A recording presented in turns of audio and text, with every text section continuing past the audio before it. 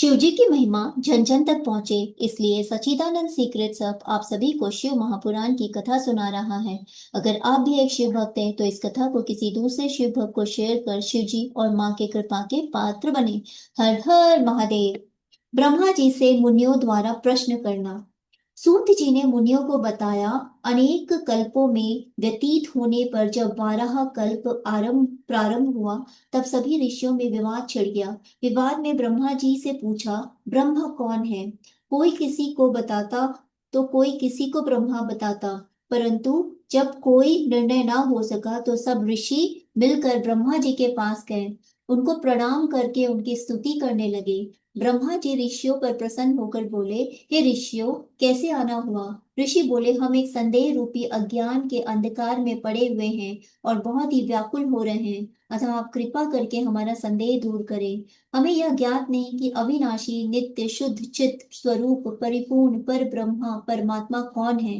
अपनी लीला द्वारा इस संसार को रचकर इसका पालन करता और संहार करता कौन है। इस प्रकार मुनियों का कथन सुनकर ब्रह्मा जी ने अपने आसन से उठकर शंकर भगवान का ध्यान किया और फिर ऋषियों से बोले, हे मुनियों, जो मन और वाणी से दूर हैं, जो ब्रह्मा विष्णु रुद्र आदि तथा मूल इंद्रियों के साथ सबको रचते हैं, पंडित लोग जिनके परम आनंद को प्राप्त करके अभय हो जाते हैं, उनकी कृपा से मुझे प्रजापति का पद प्राप्त हुआ है, जो सूर्य चंद्र अग्नि बिजली आदि को अपने प्रकाश से आच्छादित कर देता है। उन आदित्य भगवान शिव की अनंत महिमा को जाना नहीं जा सकता। इसके समान और कोई दूसरा नहीं है। अपने अंदर से ही वे सृष्टि को उत्पन्न करते हैं और प्रलय के समय उसे अपने अंदर विलीन कर लेते हैं। वही सभी प्राणियों को प्रपंच में डालते हैं। उन्हें अज्ञानी, दुष्ट, पतित और अधर्म व्यक्ति तो देख भी नहीं सकते। केवल भक्त जन ही उनकी पूजा उपासना द्वारा अपने अंदर तथा बाहर उनके दर्शन कर पाते हैं। इनके स्थूल रूप को देवता देख सकते हैं तथा योगी जन इनके सूक्ष्म रूप के दर्शन कर सकते हैं। इनका तीसरा रूप सूक्ष्म, अति सूक्ष्म, नित्य और अविनाशी है। इस रूप को अनेक भक्त व्रत के अनुकूल चलने पर देख सकते हैं।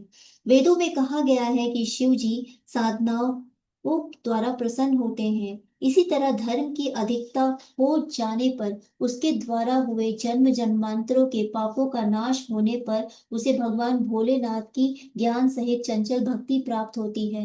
ऐसा व्यक्ति सांसारिक विषयों से दूर होकर भक्ति भाव में प्रवृत्त हो जाता है। भाव सिद्ध हो जाने पर ध्यान कार्य में निष्ठा बन जाती है।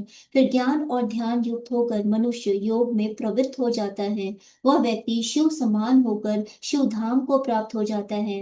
इसी कारण से इसी कारण, हे ऋषियों, तुम भी उस ब्रह्म अर्थात शंकर की कृपा प्राप्त करने की कोशिश करो। पर ब्रह्मा परम पिता शिव के ध्यान का अभ्यास करो। इसी के द्वारा भगवान शिव में प्रेम को प्रबल करने करके बढ़ाते जाओ। आप लोग ऐसा करो कि देवताओं के 1000 वर्ष पर्यंत महायज्ञ करने का संकल्प लो। ऐसा करने से यज्ञ की पूर्णता भी हो जाएगी। तब तुम्हारे मंत्रों द्वारा आवाहन किया जाएगा। वायुदेव भी तुम्हारे पास आ जाएंगे। उसी से तुम्हें अपने कल्याण का मार्ग प्राप्त होगा। उसके पश्चात तुम लोग परम पवित्र वाराणसी चले जाना। वहां पर भगवान शंकर जगत माता पार्वती के साथ भक्तों पर कृपा करने वाले लीला करते हुए विराजमान है। इस समय मैं अपना मनोमय नामक चक्र छोड़ने वाला हूँ। उस चक्र की नैमी जिस जगह पर गिर जाए, उस स्थान पर तुम लोग अपना महायज्ञ करना। यह कहकर ब्रह्मा जी ने शिव जी का ध्यान करके सूर्य के समान चमकते हुए चक्र को छोड़ दिया। ऋषि लोग ब्रह्मा जी को प्रणाम करके चक्र के पीछे चले गए। वहां चक्र चलते चलते किसी परम पवित्र विशाल भूमि खंड पर जा गिरा। वहां एक बड़ी शिला थी। उसके साथ टकराकर उसकी नेमी टूट गई। इस कारण वह स्थान परम पवित्र यज्ञ गंधर्व आदि से नैमिषारण्य नाम से प्रसिद्ध हो गया। ऋषियों ने वहां पर महायज्ञ करने की दीक्षा ग्रहण की। एक दिन राजा पुरु उर्वशी के साथ वह विहार करते हुए वहां आ पहुंचे। वह 18 समुद्र द्वीपों का अधिपति होते हुए भी उस रमणीक भूमि खंड के लिए ललायत हो गए। वो मोहवश अज्ञानता से मुनियों की स्वर्ण वेदी को छीनने को तैयार हो गए। मुनियों ने क्रोध में भरकर राजा पर कुशा से प्रहार कर उन्हें मार डाला। यह वह भूमि है जिस पर बैठकर ब्रह्मा जी ने पहले सृष्टि की रचना की। इस भूमि खंड को पाकर मुनि लोग बहुत प्रसन्न हुए। हर हर महादेव।